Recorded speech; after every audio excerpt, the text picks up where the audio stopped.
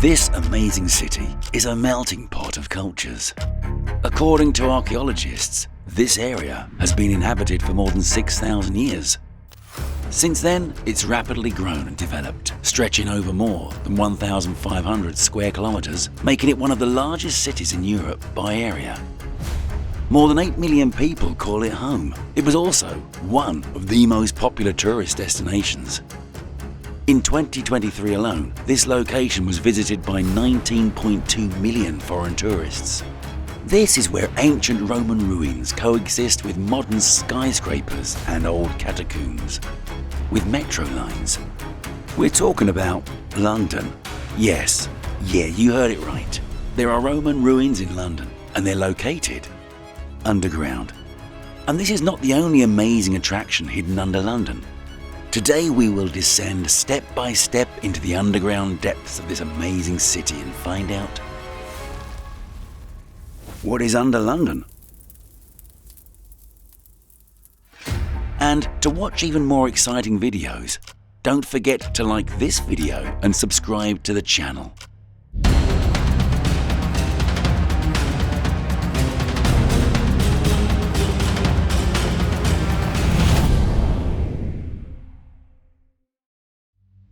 So, London. Let's first see what's underfoot. First, there's a layer of paving stone, 5 to 10 centimeters thick. Then there's a further 20 centimeters of soil.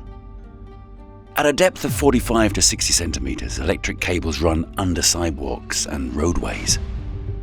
At a depth of 45 to 75 centimeters, we'll also come across gas pipelines. They can even be laid under footpaths and highways.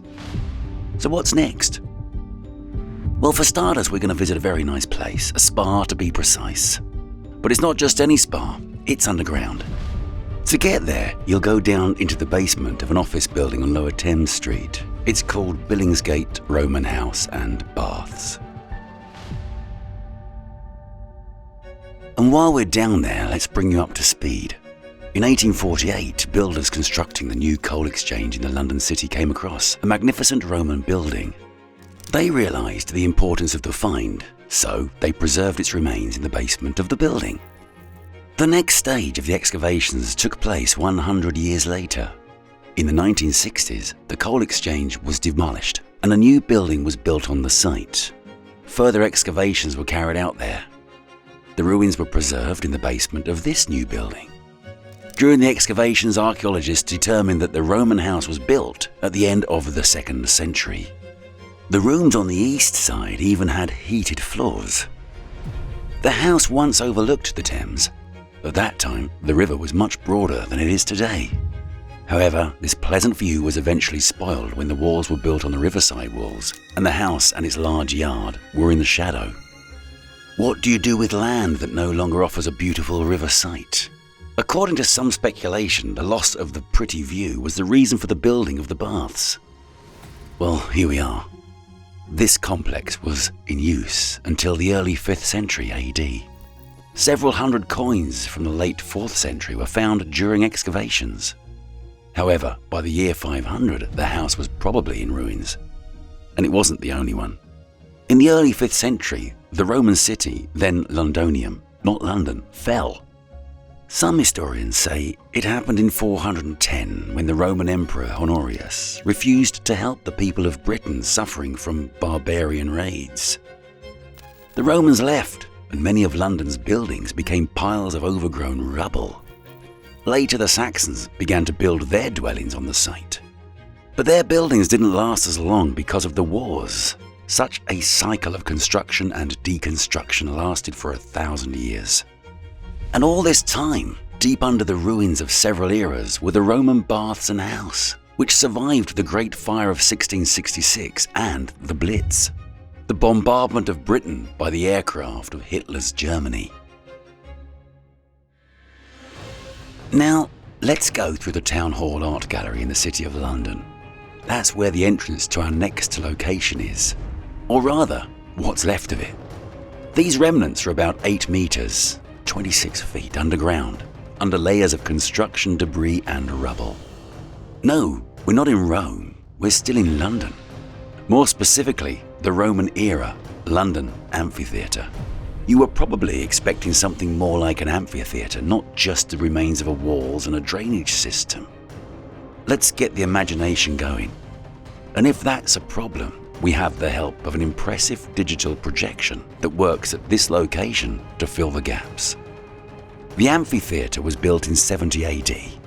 What's remarkable is that it was located inside the city, whereas most ancient amphitheaters were located outside. It was reconstructed at the beginning of the 2nd century.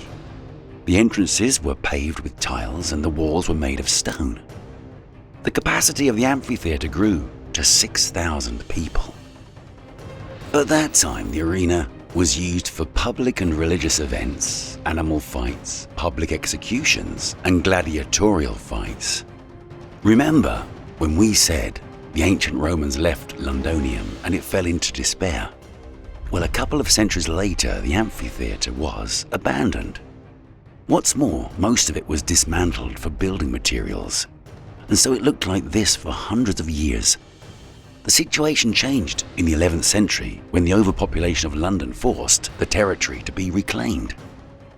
According to some sources, in the 12th century, the first London town hall was built nearby.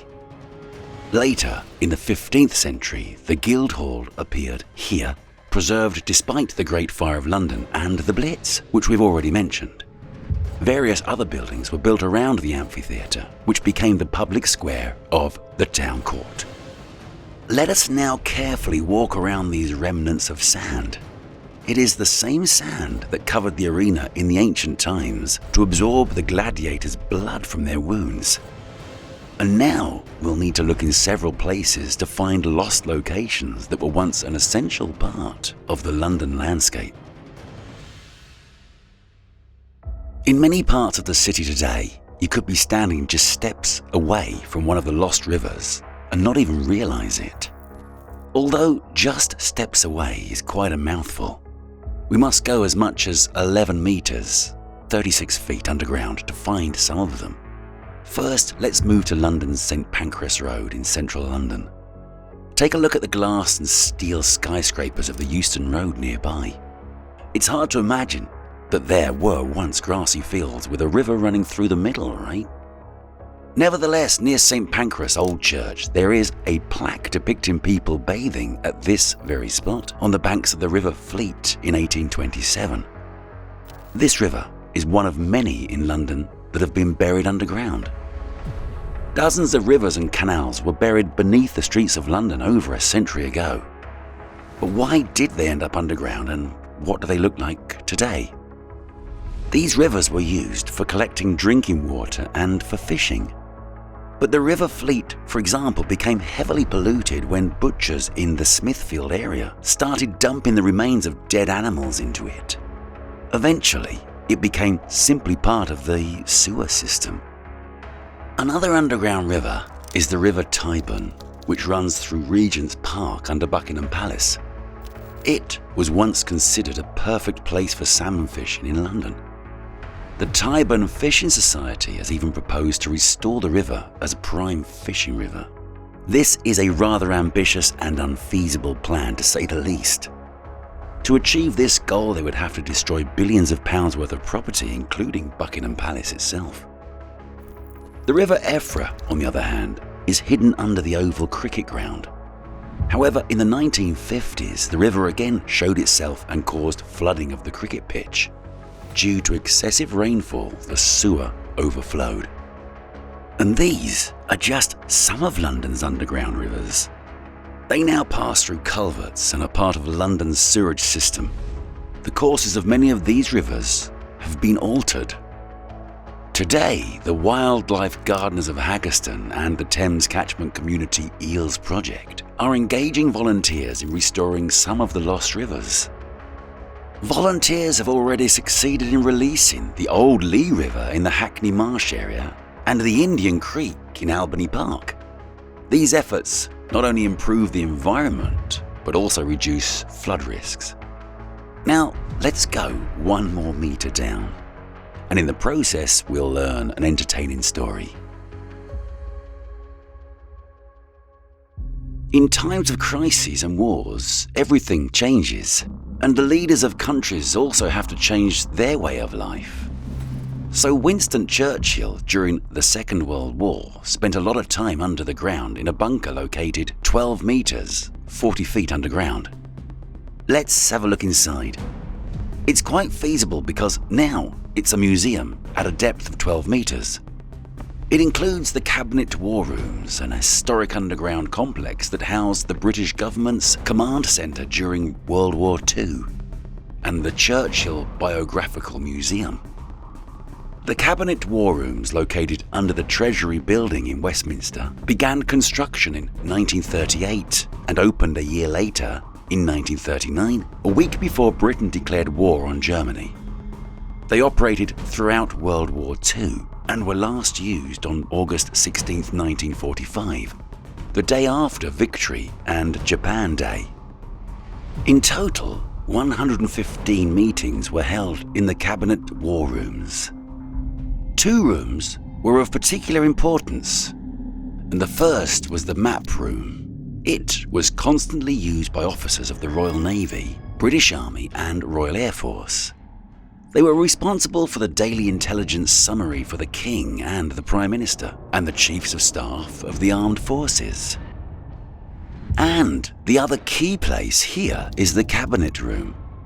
After being appointed Prime Minister, Winston Churchill visited it in May 1940 and declared, "This is the room from which I will direct the war." Here the Prime Minister and his key advisors met with the 3 Chiefs of Staff, the heads of the Army, Navy and Air Force. Of course, the meetings, which sometimes stretched into the morning, were held in strict secrecy. 2 sentries were on duty at the door. Other interesting rooms here were Churchill's bedroom and the transatlantic telephone room, a tiny room disguised as a private toilet for top secrecy.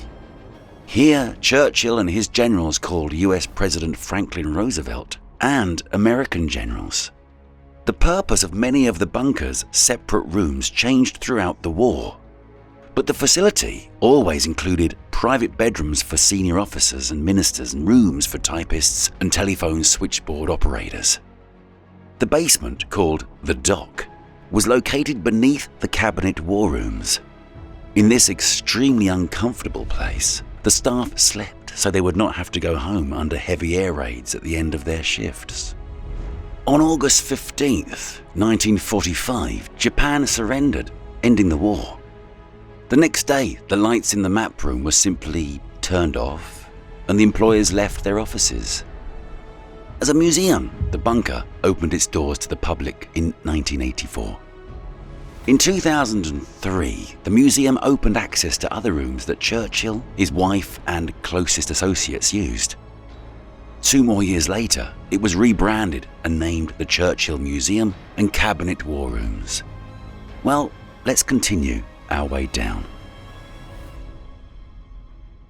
As we descend to a depth of 20 meters, 66 feet, let's imagine the following situation. You want to send, let's say, a letter to a person who lives on the other side of town. Today, you'll probably use messages or email to do this. But almost 2 centuries ago, the scheme was more complicated. If you lived in 19th century London, you'd have to write a letter and then place it in a metal capsule, put it in a pipe and close the door, thus sealing the pipe. A specific mechanism would push the capsule through the pipe with air, and someone on the other side of town would receive your letter. Sounds unusual, right? And for a modern person accustomed to messages and social networks, it's also complicated, but that's roughly how our next destination worked. The London Pneumatic Dispatch Company. It was established in 1859 and was supposed to deliver mail, parcels and light goods around London underground. The system was launched in 1863 and operated for 11 years. The company tested the technology in 1861 with funding of £25,000, roughly the equivalent of $3,936,489 in 2024. At that time, a 413-metre long pipe was installed, Inside, there was a track of 61 centimetres wide. The capsules in which parcels or letters were placed were fitted with vulcanized rubber flaps to make them airtight. And pushing these capsules down the tube was a 30 horsepower steam engine with a huge fan. These capsules probably must have been pretty light then. You'd think, and you'd be wrong, because some capsules with all the packages could weigh up to 3 metric tons and travel at 60 kilometers an hour. A permanent line was built between Euston Railway Station and the Northwest District Post Office on Evershaw Street. This route was approximately half a kilometre long. A capsule carrying up to 35 mail sacks made the short journey between terminals in 1 minute. 13 trips were made daily. The daily operating expenses were £1 4 shillings and 5 pence. Eventually, the company planned to build a network of such lines in London. The next line connected Euston and Holborn. When it was ready in 1865, the company's chairman, the 3rd Duke of Buckingham, squeezed into one of the capsules and took a test ride on it like a train. Subsequently, several more lines were built, albeit with difficulties due to the financial crisis, including from the main post office. However, the system didn't save much time. So, in 1874, the post office abandoned its use. A year later, the company was liquidated. It was reported in the press that the reason was the constant sticking of parcels underground. By the way, the London Pneumatic Mail was not the only one in the world. We already told you about a similar service in our video about underground New York. So let's not stray too far from the mail theme and just hop on a miniature train.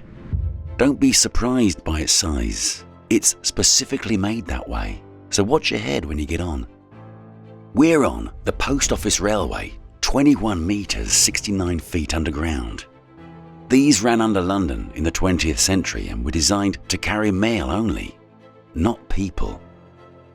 This 61 centimetre wide automatic electric underground railroad was opened in 1927 and operated for 76 years, until it closed in 2003.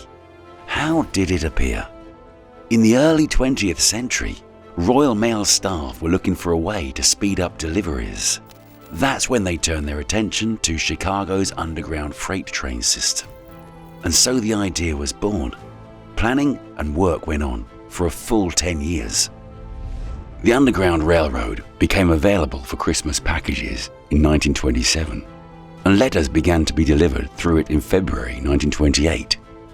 It was also heavily used later on, running 22 hours a day. There were 8 stations, the largest of which was located under Mount Pleasant. At its peak in the mid-20th century, the system carried out 4 million pieces of mail a day along a 10.5 kilometre underground section at a speed of around 64 kilometres an hour, with terminals at Paddington in the west and Whitechapel in the east. But by the end of the century, mail volume had declined. It was used only at a third of its capacity, and the road became unprofitable. By the early 2000s, only 3 stations remained. According to the Royal Mail, it was 5 times more expensive to use the railroad to transport mail than it would have been to use cars. In 2003, the mail rail was closed and abandoned, and many entry points were sealed off. Other enthusiasts armed with cameras tried to follow in their footsteps. And then, due to an imminent opening of the Postal Museum, journalists were allowed into the tunnels. And in 2017, Mail Rail opened to the public. The very trains, one of which we boarded at the beginning of our journey, became available for visitors. Their track runs, among other things, under Royal Mail's sorting office in Mount Pleasant. So it's time to leave the mini train and get on the regular London Underground train.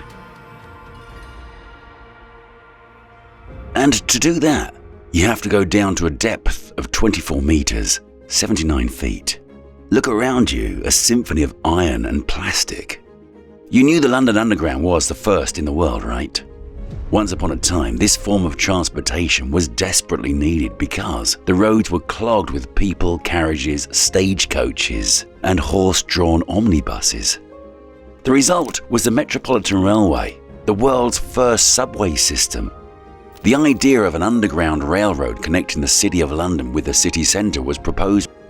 Next, permission was obtained and preparatory work was carried out. For this purpose, a short test tunnel was built in the small town of Kibblesworth.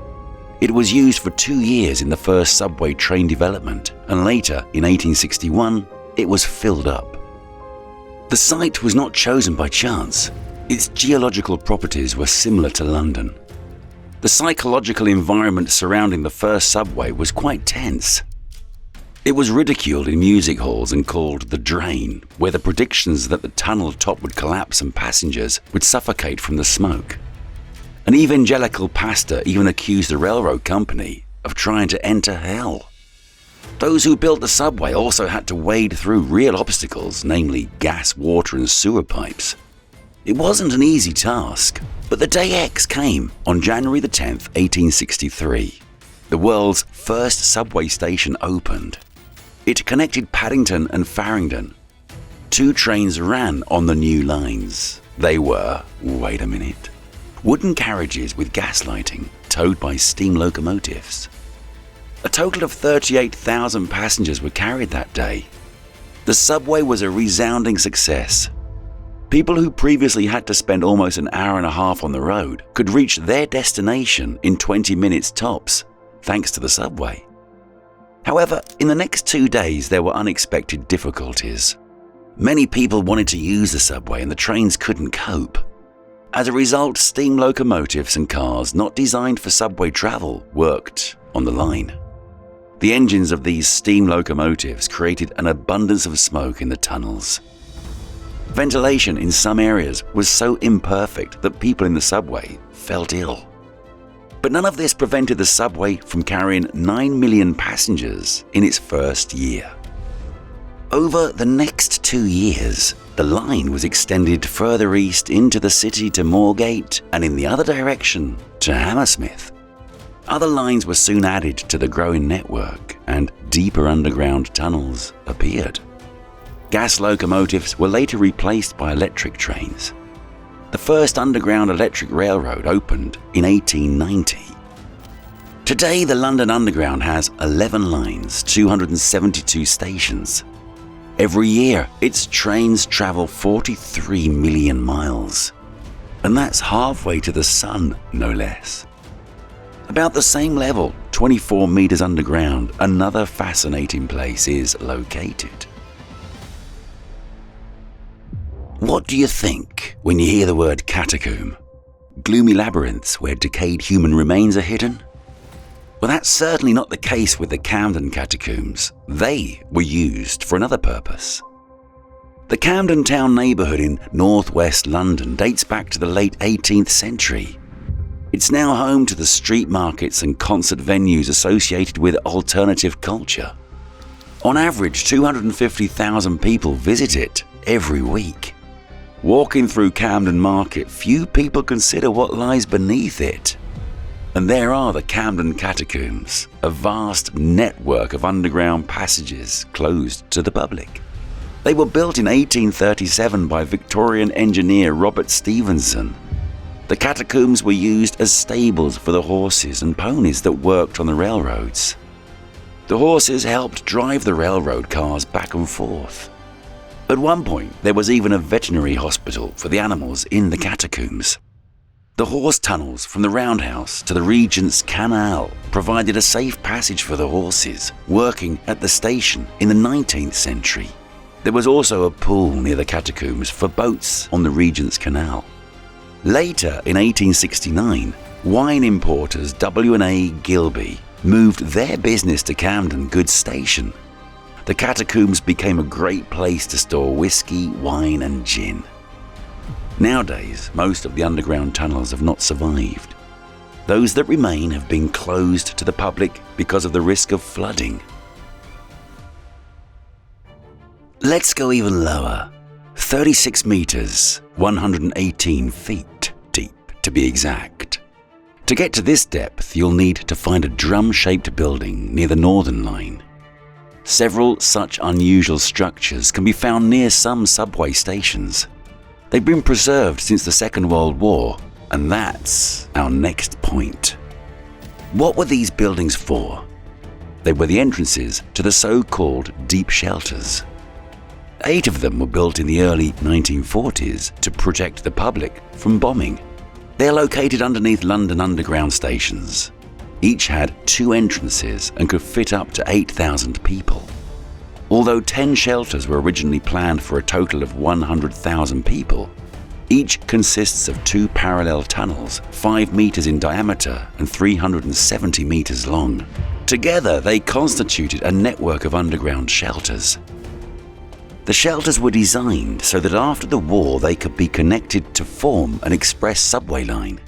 This plan was discussed before the outbreak of hostilities, but it was never realized due to the lack of funding.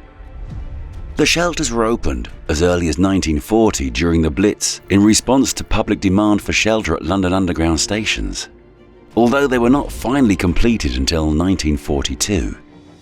Today, most of the shelters hold documents, but some were used for a different purpose. For example, the shelter on Clapham Common was used as an underground farm until 2023. The spacious halls were used to grow herbs. The structure on Cheney Street is known as the Eisenhower Center in honor of its role in World War II. The fact is that General Eisenhower used this underground facility as his headquarters during preparations for D-Day. That's the term for the operation to land a naval landing in Normandy. The structure is now used to store documents. One of the entrances to the Stockwell shelter has been decorated and turned into a war memorial. The Camden shelter on Buck Street is decorated with a mural by street artist Nathan Bowen. The shelter at Clapham South is the only one you're likely to be able to look inside. It was originally built as part of a new rail line that was supposed to run between North and South London. The London Transport Museum runs tours there as part of its Hidden London programme. Let us, too, walk past the preserved bunk beds that are still in place. About 8,000 people could have been squeezed into these rows of 3 bunks. However, the shelter was never fully utilised. It was opened in 1944. Several years had passed since the Blitz. Nevertheless, the shelter was helpful to families who'd lost their homes. It was apparently quite crowded. After the war, in 1948, Jamaican immigrants from the Empire Windrush, a ship travelling from Australia to Britain, were housed here for up to 6 months. Many eventually settled in neighbouring Brixton. But it's time for us to move on. The next point of our journey is 50 metres, 164 feet underground, and it is a sewer. While we're down this deep underground, let's learn more about this structure. Imagine the 1850s, you're walking along the Thames. You enjoy the view of the river in its pristine state, with no skyscrapers nearby. But do you feel that smell? Yep, it's coming from the river. At this time, 2.5 million people were living in London, and those 2.5 million flushed toilet waste down the storm drain every day. And from there, that waste went, yes, into the Thames. The river was flowing sluggishly instead of draining into the sea. The waste was left there, so the river effectively became an open sewer. But for all the pollution in the Thames, people didn't stop taking water from the river for cooking and drinking. And of course, they got sick. For example, it was during that period that cholera became widespread. It killed 15,000 Londoners. Nevertheless, the authorities did nothing about the problem until 1858. That year, due to the hot summer, the Thames began to smell so bad that it became known as the Great Stink. At the time, it was wrongly believed that cholera was transmitted through miasmas. That is, odour. It was an outdated theory that the cause of many epidemics, including the plague, was hidden in the bad air emanating from rotten organic matter. So, because of the foul-smelling Thames, members of Parliament became concerned about their health and decided to commission a new sewage system. The engineer Joseph Bazalgette was put in charge of the construction. Bazalgette decided to build a vast underground sewer system that carried London's waste downstream to the mouth of the Thames, away from the main areas where people lived. The engineers spent 9 years to build 6 interceptor sewers, totaling around 161 kilometres in length. As we've already mentioned, some of London's rivers were also used to create the sewer network. In total, 318 million bricks were needed. All of this wasn't in vain. Building an efficient sewerage system helped to defeat cholera. Typhus also went down. The tunnels are still in good condition thanks to the durable Portland cement. In modern times, there was a need to increase the sewer system capacity. And so the Thames Tideway project was born. And now we're moving through its result, the Super Tunnel. A 25-kilometre long combined sewer. This large tunnel is, for the most part, up to 67 metres underground. But the Lee Tunnel, part of its system, goes down to about 80 metres at Beckton. The tunnel runs under the Thames through the whole of London. Construction was completed in March 2024. Tests will be carried out and the tunnel will be up and running as early as 2025. The cost of the project was £5 billion. Yes, London's fast-growing population has led to the appearance of advanced sewerage systems. But what about the water system? It's at about the same level, 10 to 80 metres, 262 feet underground to be exact. We're at the Thames Water Ring. Before the Thames Water Ring was built, water was mainly supplied through water pipes that were located just below the surface. Most water pipes were weakened by corrosion and couldn't cope with the huge amount of water volume, and the need for drinking water was only increasing. The construction of the ring made it possible to reduce the load on these water pipelines and to maintain them properly. As a result, most of them are still in operation today. By the way, the oldest of these water pipes dates back to 1838. The main part of the Thames Water Ring was constructed in 1988 to 1993. As a result, about 80 kilometres of concrete tunnels were built connecting large water treatment plants in the western part of London, with pumping stations in the central districts with the highest water demand. Building the structure cost about £248 million at the time, which by today's standards equates to about £665 million. Today, this system carries up to 1,300 million litres of water daily. This amount could fill 520 Olympic swimming pools to the brim.